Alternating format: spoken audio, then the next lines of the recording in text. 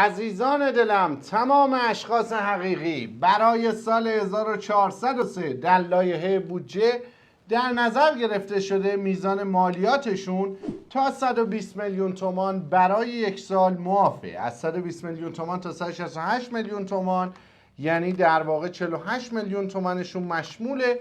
نرخش 10% 4 میلیون و 800 هزار تومان. از 168 میلیون تا 276 میلیون تومان مشمول نرخ 15% و مالیاتشون میشه 16 میلیون و 200 هزار تومان. اگر میزان دریافتیشون درآمدشون بین 276 میلیون تا 408 میلیون تومان باشه، مشمول نرخ 20% 26 میلیون و 400 هزار تومان میشه و اگر بالای 408 میلیون تومان باشه 30% بایستی مالیات بدن. مثلا اگر یه شخص حقیقی در سال 1400 500 میلیون تومان درآمد داشته باشه، میاد توی این طبقه. 92 میلیونش مشموله که نرخش 30%. 27 میلیون و 600 هزار تومان میشه نرخ مالیاتی این طبقهش.